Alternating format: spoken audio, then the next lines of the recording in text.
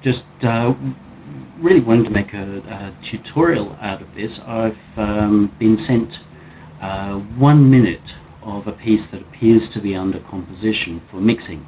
An unusual thing in a sense, but I picked this fellow up in a forum, Drupal to be precise, and he showed a mix which in many ways I quite liked the sound of, but it had, well, basically no bottom end. So it was beautiful and overly glossy on the top end in a very cool sort of 80s sort of way, which you'll hear from this material why it might go that way.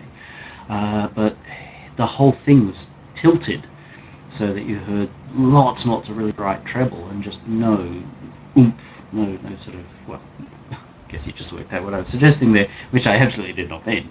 So I'll give you a walk through what it sounds like.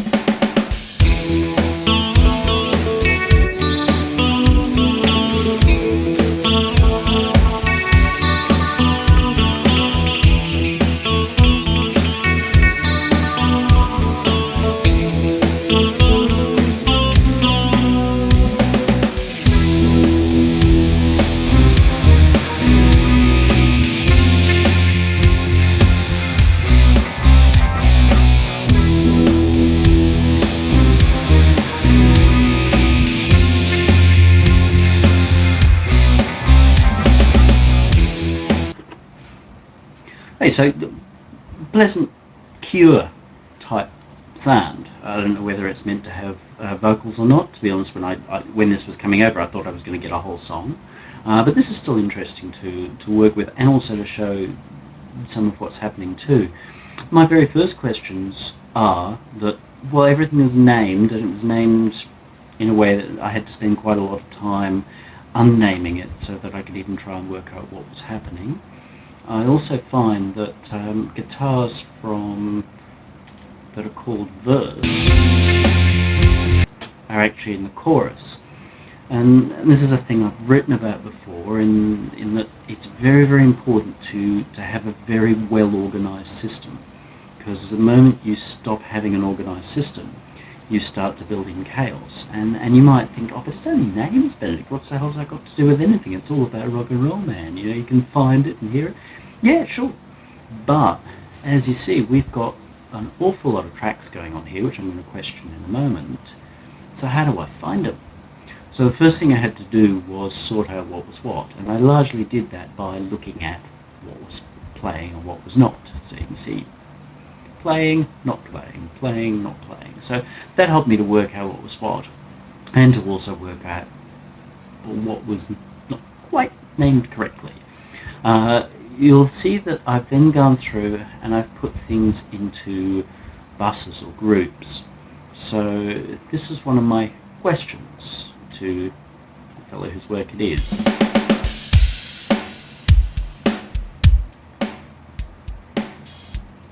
We've got a drum track. Then we've got the same drum track. Okay, you put the two together and they sound more exciting, but you put two of anything together, it sounds more exciting. So it may be the reason he's done it, or in the sense that this is his way of layering, or there may be another reason. Without any explanation, it's hard for me to make sense of. Now, he's assumed that what he's done makes sense to everybody, which is fine with him. This is probably one of the first times he's taken his music outside of his environment, so I'm not particularly having a go, but just it's a good way of you realizing that when you hand your mix to somebody else, the first thing that other person has to do is to try and understand what you do. And if you've got an unusual structure, they've got to try and work out how to make sense of that for themselves. So we've got all these layers of drums, lots of kicks duplicated. So of course I'm wondering why. Once I pop them into a bus, I'll show you what happened. Let me just stop here for a moment. We'll scoot back up here.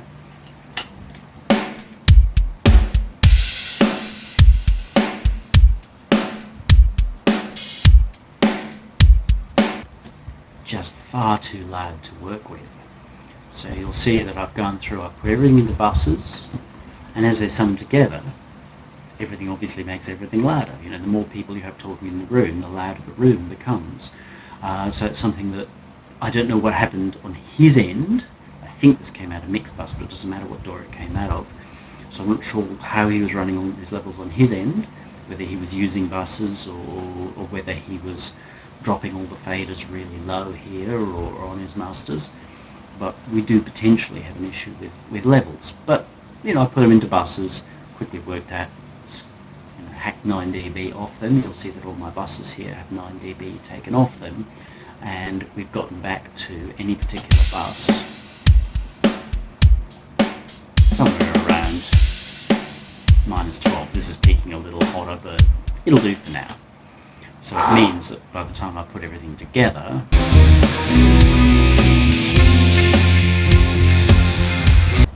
we've got a mix that isn't blowing the levels already. So, groups, I've got all these drums, which I've pulled into one group. I've got quite a few basses.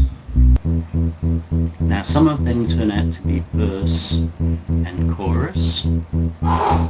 Quite why you separate them, I'm not sure, but again, they do sound different, so you may be using different instruments, in which case that's fine. If they need to be processed separately, then he's done the right thing. But again, I'll just wonder why two of them.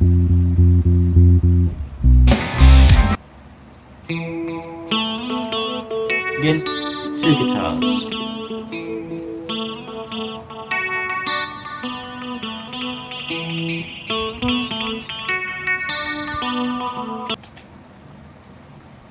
Not saying it's wrong again, just need to understand why. And part of the reason for making this video is I'm going to send it back to him as well, so that I can ask his permission if I can publish this as a tutorial, and also so that I can get an understanding of what his logic for all of this was. We've got guitars. Now this one I do find a strange one. Why are these panned off to one side? I understand if that was a sort of classic metal recording of saying, well, you know, Tipton and Downing, one on each side of the soundstage, so they don't punch each other, but in this case there's off on one side, and there isn't a complementary instrument on the other side. So again, not necessarily wrong, but unusual. If these were mono guitars, common sense would be to export them as mono. Everything's been exported as stereo, and a lot of it sounds like it is stereo. So that's fine. You should export in stereo if it needs to be stereo. Technically, with these clean guitars here,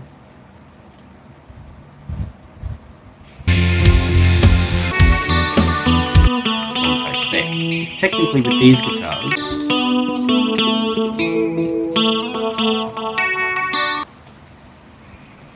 I would have preferred to have his effect printed on one version of the track and a dry recording on the other. Now, it's guitar. I'm not sure whether it's really a guitar. It's a guitar sound, but it could well be a guitar sample. In which case, yeah, it'd be really easy to give me the dry. He could have even provided me with the MIDI if that was the case. And if for some reason I thought, look, this sound really blows, it sucks big time, man, which it doesn't. None of his sounds suck. I actually think they work quite nicely together. But that gives options and choices. If for some reason I felt like his echo that he's got there wasn't really the best way of doing it, his mix was wrong, or his timing was wrong, or I wanted it to be modulated differently, or whatever, any of those things, we're limited to what he sent me, which thankfully I like, so I don't think we've got a real problem at all. But as advice, I would say don't print effects at all, or if you do, print one version of the track with the effect in it, because that's how you've played it or whatever, and that's part of your sound. Great. Record, keep the same track dry, clean. And if it was MIDI, you could provide the MIDI as well. So that way it just provides the most number of options.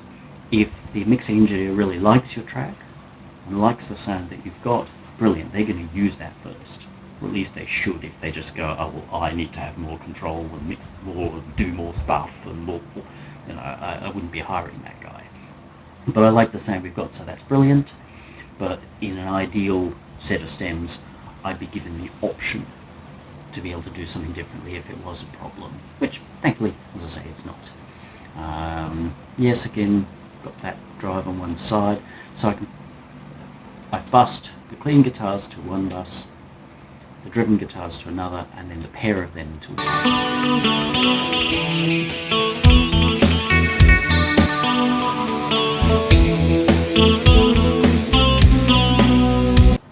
So again, I'm still just left with that feel of, why is the driven guitar over on one side of my head and not shared out? Then there's probably a good reason, and when I get a response, I hope to understand that. And the chorus, same thing, taking all these clean guitars,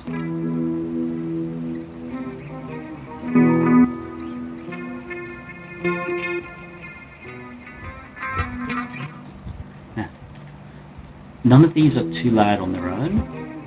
It's just when we sum them all together, they obviously get really loud, hence my having to drop them down. So they're summed to one bus here.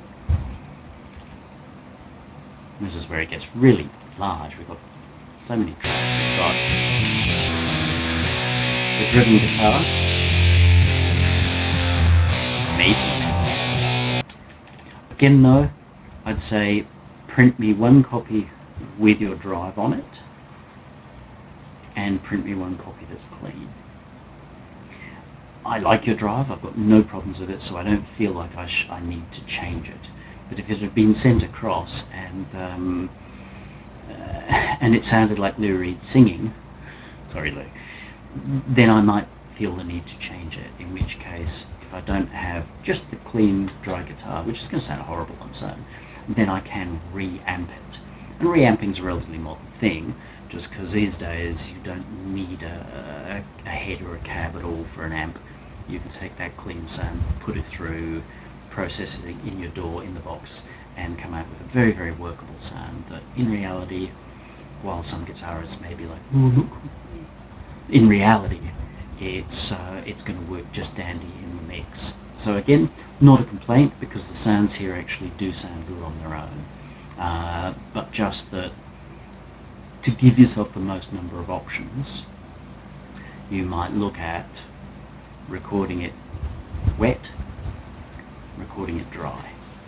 Now if you're amping in the box already, then you would just record it dry, add your amp sims, and you're good to go. You print 2 versions of the track. If you're actually recording your cab in your room, then that's a little harder. You can do one of 2 things. If you've got the facility, you can run 2 records tracks in. One of them is just carrying the plain dry sound of your guitar. The other one goes off through your stop boxes and head units and cabinets to the microphone into the track. So we'd have a pair of tracks. We'd have this one here, which was just straight DI guitar. It would sound like crap, but it would allow us to reamp. And the one next to it would be the manly one with all your drive cabinet sound in it. Again, no complaint here because I like what I hear, but that, just as advice, is the perfect way to do it. So we've got all our chorus guitars all together.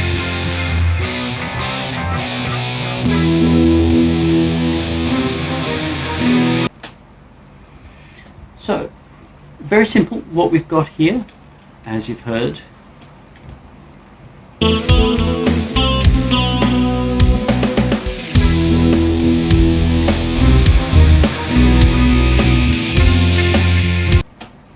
that's what's called a first mix. So first mix is not attempting to do anything producery and clever, it's to understand what you've got. As you see, I've developed some questions. I'd like to understand what I've got better. I could go ahead and start to do all kinds of stuff, but it's my policy to try and respect what the client, what the player is trying to create. So I want to go back to the songwriter, player, what have you, and understand a little bit more about what he's trying to create, seeing he hasn't told me in the first place. So from there, I can then look at creating an actual mix where I go in. Because if you look, and we'll look at the rack, this is something that not all DAWs have, but it's a Reason thing. The only thing I've got here is just a limiter not to have any activity. I do have a little bit of activity there. Not that I wanted it, but that's just to stop me from blowing up my speakers, because I do not want to blow up my speakers. So these are just all the individual tracks. They're shown in Reason this way, but just as I'm showing you this just to show you how I've organised things. So I've got drums and bass in one rack. I've got the verse guitars in another rack, and the chorus guitars in the third rack. That helps me be very, very organised. So if I'm thinking, oh, that's a chorus guitar thing, I know where to go look for it. If this did have vocals, then chances are I'd probably put all the guitars into one rack. But seeing I don't have vocals, I don't have synths, I don't have strings, I don't have anything else, then it allows me to spread out a little bit more. But I'll make those decisions based on what I've got, but I'm still going to be super organised. But if I want to, it can be really easy. I can just pick those up, drag them over here. Now I've got two racks. Got an overview of them here. You can see I've got drums and bass here, they belong together. And if I want to, I can even create another bus and put drums and bass into the one bus, which allows me to glue them together with a compressor or something. But remember, this is a first mix, and I deliberately do not want to make any of those decisions. I want to hear what I've got. If I grab things, if I get my drums and solo them and straight away go, no, I need to compress them because that's what you do, you compress them, then I'm being an arrogant dick. I'm not being a good mix engineer. What I need to know is what I've got. So I can now hear everything that I've got here. Just pop them back up there where they belong. And when I go back to the client and I say, okay, this is what I'm hearing, he hears exactly what I'm hearing as well.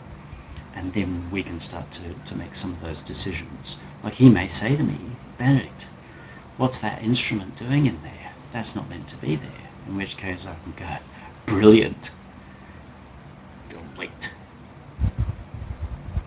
Or I can say to him, but buddy, I reckon that's really super. I really do. Why would we want to delete that? We can have a conversation because we're now on the same playing field.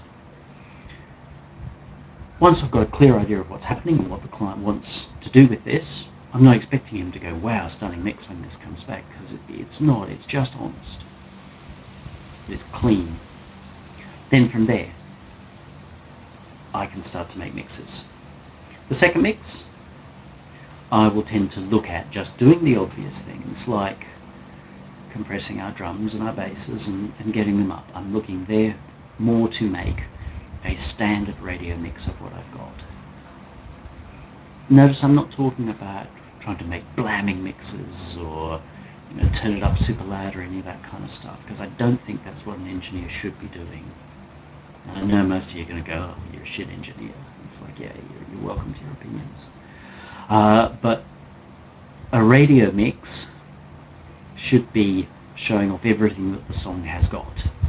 And if it had got vocals, then we'd definitely be heading in that direction, because it's a radio-friendly sound already. That second mix, which I get back, is going to be what I think the track should sound like based on what I've got. Now you note that I say I. Of course, I need to take ownership of this mix. If you as a client send your mix off to somebody else and think that you still own that mix, you've got another thing coming. You're either hiring the wrong engineer, somebody who's just going to be a yes man, which means he's not going to be able to be creative because he's too busy trying to second guess what you think you want.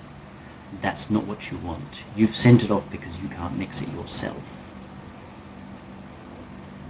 Now remember, in this instance, I asked the guy to send it over, he presented it, but I'm speaking to you broadly, the world that's watching this video, hoping to understand a little bit more about what happens when you send off to a mix engineer.